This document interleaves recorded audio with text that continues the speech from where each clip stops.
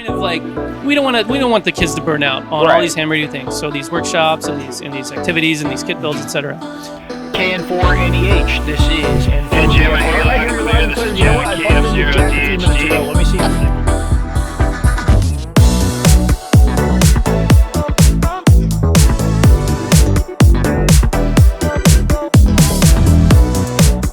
Hey guys, Max, November 4, Mike Lima Foxtrot here, outside of the bounds of the booth, talking out to some folks. I'm here with the Youth on the Air folks, Sterling and Andrew, and what is YOTA? Youth on the Air, YOTA, is an international organization. YOTA is the IRE Region 2 organization. Youngsters on the Air is the IRE Region 1 organization, and there's a Region 3 organization. So worldwide, what we do around the world is put on a 7-day long summer camp. So think like a scout camp, but instead of camping and outdoorsiness and whittling and first aid, it's ham radio, it's high altitude ballooning, it's astronaut contacts, it's kit building, antenna building, and POTA and SOTA. It's all ham radio all week long for these campers, age 15 to 26, and it kind of rotates all over the place. This year's camp is in Halifax, Nova Scotia, up in the far northeast portion of Canada. There's a lot of maritime history there, so one of the things we like to do is get a break from ham radio. As you can imagine, it's pretty.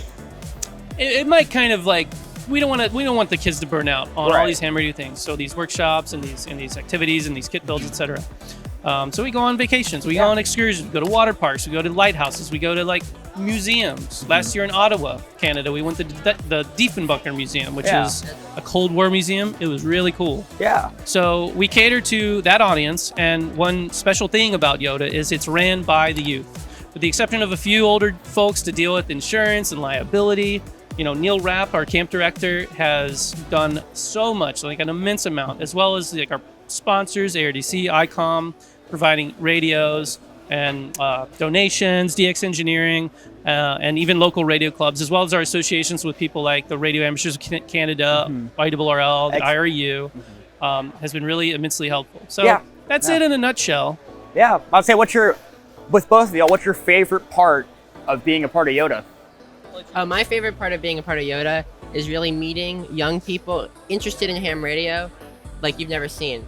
I mean, it's not just I'm an FT person, I'm a sideband person. It's I want to do anything involving amateur radio, and that's really, I think, the important part of YOTA in general.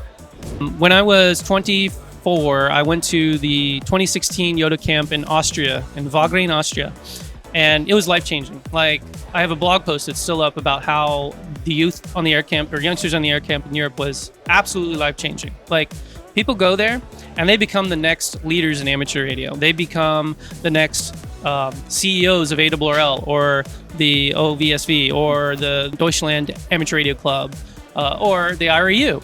Actually, there was a couple couples that got married there. Like, they found each other, and a couple years later they were married. And for me, it was like, this is how I'm going to give back. I was, as a young boy, a 14-year-old, I got into ham radio on my own. Got into CB radio, then ham radio, then scanning, and so on and so forth. And I learned about YOTA, and I was actually asked by Yasmi, Ward Silver, N0AX, like, you should check this out. They had me and Sam, KC2 LRC, to go to Austria, and everything changed. So my intent was to bring that to the Americas, because we didn't have one here, and we cover everything from Canada to Chile. We're trying to get more applicants from South and Latin America. I'm trying to work on my Spanish and Portuguese, but fortunately we have a lot of volunteers, a lot of help with that. So So groups like Youth on the Air are integral for getting youngsters in amateur radio to continue that relationship with ham radio through the rest of their lives. I got licensed when I was 12, and groups like YOTA and the YDXA have been there, to kind of keep me interested in the hobby. Moving to a different topic, what's been your guys' favorite part of Hamcation so far? My favorite part of Hamcation is just seeing all the vendors, seeing old friends, and seeing club members from my area. Yeah. I love going to Hamcation because it's very nice weather in February, but standing in this spot with the air conditioning blowing on me, yesterday it got pretty cold, but it was still very crowded, and I just love to share the experience and the passion. I think that's one of the most important things in what our clubs and our older membership can do, is share your experience, share your passion. That's the best way to get young people from all ages, not just 7, 8, 9-year-olds, but also 32-year-olds, that this exists. We've talked to so many people. A lot of people asking, like, how do I get youth into ham radio? Well, that's a complicated question, so I'm trying to do my best to answer it. We're not here seeking like donations or asking for money. We're here asking the hams of the world and the local communities to bring their young hams that they know into YOTA, sponsor them. We'll take them to a camp and we'll change their life forever for the betterment of amateur radio, right? Yeah. Thank you guys both for your time. I know you guys are probably in pack up and get out of here mode on this last day. Where can we find more information about YOTA, and where should we go next? Yeah, it's pretty simple. youthontheair.org.